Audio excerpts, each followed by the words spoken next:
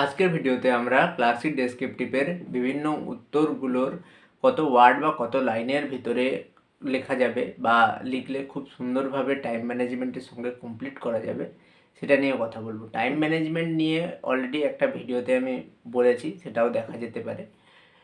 এইবারে আসি বাংলার ক্ষেত্রে কি কি থাকছে: সারমর্ম, ই2বি এবং প্রতিবেদন। আর ইংলিশের ক্ষেত্রে বি2ই, রিপোর্ট আর হচ্ছে প্রেসি। এই 6টা প্রশ্নের উত্তর 1 ঘন্টা মানে 60 মিনিটের ভিতরে কমপ্লিট করতে হবে। উত্তর কতটা লেখা হবে বা কত লাইনের মধ্যে হবে বা কত ওয়ার্ডের মধ্যে হবে, এইটা নিয়ে আগে থেকে চিন্তা ভাবনা করাটা খুবই গুরুত্বপূর্ণ। কারণ কি, 1 ঘন্টার ভেতরে 6টা প্রশ্ন লেখার ক্ষেত্রে উত্তরের তো খুব বড় লেখাই যায়, কিন্তু তার প্রভাব যেন অন্য প্রশ্নের উত্তরে না পড়ে সেটাও লক্ষ্য রাখা দরকার। কারণ কি, আলটিমেটলি 6টা প্রশ্নের উত্তর কমপ্লিট করে আসতে হবে। তো এইবারে যদি ফার্স্টে আসি প্রেসি বা সারমর্ম। আগেও বলেছি যে প্রেসি বা সারমর্মের জন্য ম্যাক্সিমাম 8-16 মিনিট এখানে দেওয়া যেতে পারে, তবে গিয়ে কিন্তু অন্য প্রশ্নের উত্তরগুলো সুন্দরভাবে দেওয়া যাবে। আর প্রেসি আর সারমর্ম এমনিতেই সবথেকে বেশি সময় নেবে লেখার ক্ষেত্রে, কারণ এর টাইটেল ভাবতে এবং এটাকে শর্ট করে লেখার ক্ষেত্রে যাতে সুন্দরভাবে রিপ্রেজেন্ট করা যায় সেক্ষেত্রে সময়টা একটু বেশি যায়। প্রেসি বা সারমর্মর ক্ষেত্রে টোটাল আমরা 3বার পড়ব। 3বার পড়ার মধ্যেই কিন্তু জিনিসটা আমাদেরকে বুঝে যেতে হবে। প্রথমবার যখন আমরা পড়ব তখন আমরা লাইন বাই লাইন পড়ে বোঝার চেষ্টা করব যে কি বলতে চেয়েছে, কোন জিনিসের সম্বন্ধে বলতে চেয়েছে, মূল ধারণাটা কি। এই 3টে জিনিস বোঝার সঙ্গে সঙ্গে কি টাইটেল হতে পারে অ্যাপ্রোপ্রিয়েট, সেটাও কিন্তু মনের মধ্যে চলতে থাকবে। এবং এই প্রথমবারের যে পড়াটা, এটা খুব সুন্দরভাবে এবং খুব মনোযোগ দিয়ে পড়তে হবে। এই সময় যে অন্যদিকে মন দিলে বা অন্যদিকে তাকালে কিন্তু হবে না। এইটা খুব প্রথমবারের পড়াটা খুব মনোযোগ দিয়ে পড়তে হবে। তারপর এই পড়তে পড়তেই লাইন কটা আছে গুনে নিতে হবে। প্রেসির ক্ষেত্রে ওয়ার্ড একটা ইম্পর্ট্যান্ট জিনিস, কিন্তু এতটাই শর্ট টাইম এই ক্লাসিক ডেসক্রিপ্টের ক্ষেত্রে আমার মনে হয় যে এখানে ওয়ার্ড না গুনে যদি লাইন গোনা হয়, যে প্রশ্নে কটা লাইন আছে সেই লাইনের 1/3 করে যদি উত্তর লেখা হয়, সেটা টাইমটাও একটু বাঁচবে ওয়ার্ড গোনার ক্ষেত্রে এবং লেখাটাও ঠিকঠাক হবে। যেমন একটা উদাহরণ দিই, যদি 9টা লাইন থাকে তার 1/3 হবে 3 লাইনের ভিতরে আমাদেরকে কমপ্লিট করতে হবে। এবারে যদি 3 দিয়ে না ভাগ যায়, যদি 10 লাইন 11 লাইন থাকে সেক্ষেত্রে 3.5 লাইন। কিন্তু সেটা কখনোই 12 লাইন যদি না থাকে তো 4 পর্যন্ত যাওয়াটা বাঞ্ছনীয় নয়। 3-3.5 লাইনের ভেতরেই কমপ্লিট করে দিলে খুব সুন্দরভাবে হবে। এবারে আসি প্রথমবার পড়ার ক্ষেত্রে, তাহলে কী কী করলাম। প্রথমবার পড়ার ক্ষেত্রে মনোযোগ দিয়ে পড়তে হবে। 2, প্রথমবার পড়ে লাইন বাই লাইন পড়ার ক্ষেত্রে ধারণাটা তৈরি করতে হবে যে কী নিয়ে বলতে চেয়েছে এবং কী বিষয় নিয়ে বলতে চেয়েছে সেই ধারণা তৈরি করার সঙ্গে সঙ্গে কী টাইটেল দেওয়া যেতে পারে সেইটা একটা মাথার মধ্যে যেন চলতে থাকে। তারপরে হচ্ছে দ্বিতীয়বার পড়ব। দ্বিতীয়বার পড়ার ক্ষেত্রে যে মেন লাইন যেগুলো আছে বা মেন ওয়ার্ড কিছু যেগুলো যে জিনিসটা নিয়ে বলছে সেটাকে রিপ্রেজেন্ট করছে, সেইগুলোকে পেন্সিল দিয়ে আন্ডারলাইন করব।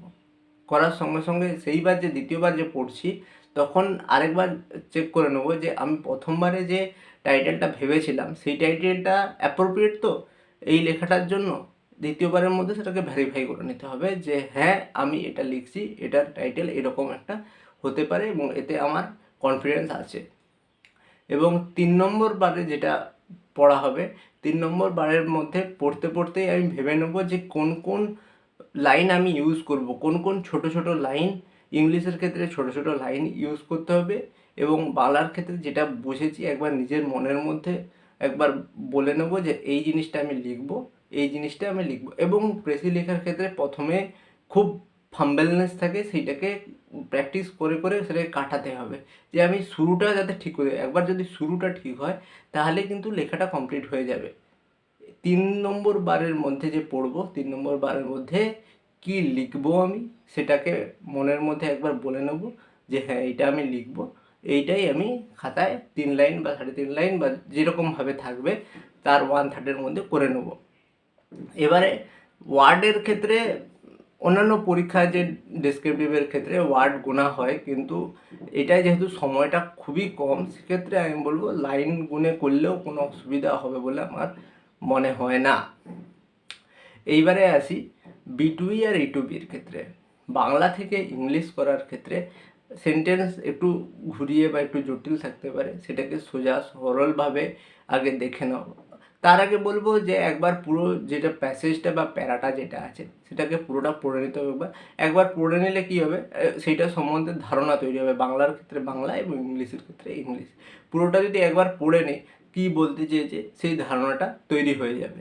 এইবারে বাংলার ক্ষেত্রে বাংলা একটা লাইন লেখা আছে, সেইটাকে মনে একবার ঠিক করে সাজিয়ে নিয়ে সোজাভাবে বললাম এবং তারপরে ইংলিশ করলাম, তাতে কি হবে, জিনিসটা সোজা হয়ে যাবে।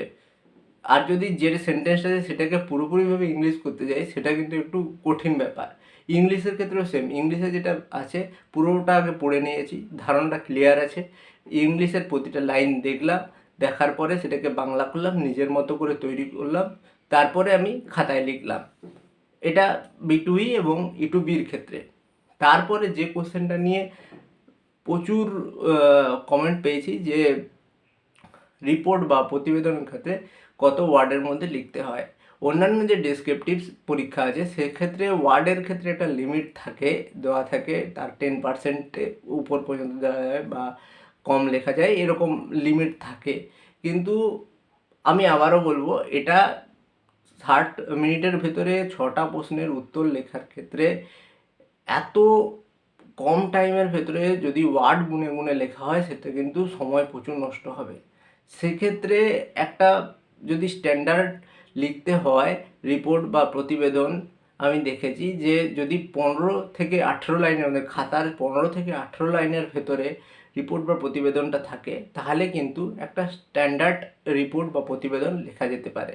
সেক্ষেত্রে ওয়ার্ড কম বেশি হোক, তাতে কোনো অসুবিধা হবে বলে মনে হয় না। কারণ কি, সেইখানে তোমাকে ব্যাপারটা রিপ্রেজেন্ট করাটাই খুবই ইম্পর্ট্যান্ট এবং সময়ের মধ্যে কমপ্লিট করাটা খুবই ইম্পর্ট্যান্ট। কারণ 6টা প্রশ্ন যদি সুন্দরভাবে সেখানে রিপ্রেজেন্ট করে না আসা হয়, তাহলে কিন্তু ভালো নাম্বার ক্যারি করা সম্ভব হবে না। 6টা প্রশ্ন লিখতেই হবে এবং সেক্ষেত্রে 15 থেকে 18 লাইনের ভেতরে যদি কমপ্লিট হয়, তাহলে সেটা কিন্তু খুব সুন্দর হতে পারে। এবং রিপোর্ট লেখা শুরু করার আগে বা প্রতিবেদন লেখা শুরু করার আগে ঘরেও যখন প্র্যাকটিস করা হচ্ছে, তখনও যে বিষয়গুলো মাথায় রাখতে হবে, সেই বিষয়গুলো হচ্ছে একটা রিপোর্ট বা প্রতিবেদন কী বিষয় নিয়ে হচ্ছে, কী কী লিখবো, কী কী পয়েন্ট আমি দেবো, সেগুলো লেখার শুরুতেই ভেবে নিতে হবে যে কী কী জিনিস আমি ইন্ট্রোডিউস করব। কারণ একটা রিপোর্ট নর্মাল যেটা হচ্ছে সেটা তো সবাই লিখবে, তুমি কি ইন্ট্রোডিউস করবে, তোমার লেখাতে এক্সট্রা কী থাকবে, তোমার লেখাটা সবার থেকে আলাদা কেন হবে, এই জিনিসটা প্রথমে ভেবে নিতে হবে। যেমন লোকাল অ্যাডমিনিস্ট্রেশনকে কীভাবে আনবে, লোকাল অথরিটিকে কীভাবে আনবে, যারা বড় অফিসিয়ালস আছে, অফিসিয়ালসরা কী বলবে, এই জিনিসগুলো প্রথমে আগে ভেবে নিতে হবে, সেই রকমভাবে সাজাতে হবে। কারণ ওই 15 থেকে 18 লাইনের ভেতরেই পুরোটা কমপ্লিট করতে হবে।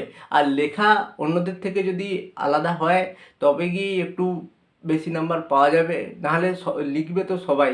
আর এত পরিমাণে এইবারে ভ্যাকেন্সি সম্ভবত থাকতে চলেছে, প্রচুর ছেলেমেয়ে পাস করবে এবং এটা খুব ভালো জিনিস যে সবাই, অনেকজন মেন্স পরীক্ষা দিতে যাবে এইবারে, যা খবর শোনা যাচ্ছে বা সোশ্যাল মিডিয়াতেও যা দেখা যাচ্ছে যে প্রচুর পরিমাণে নাকি ভ্যাকেন্সি থাকতে পারে। তো সেই অনুযায়ী এটা খুব একটা ভালো গোল্ডেন অপরচুনিটি সবার জন্যে। সবাই খুব ভালোভাবে প্র্যাকটিস করবে। সবাইকে অল দ্য বেস্ট। আর কারো কোনো প্রশ্ন থাকলে অবশ্যই কমেন্ট সেকশানে জানাবে। আর এরকম ভিডিও পেতে চাইলে অবশ্যই চ্যানেলটা সাবস্ক্রাইব করবে। ধন্যবাদ।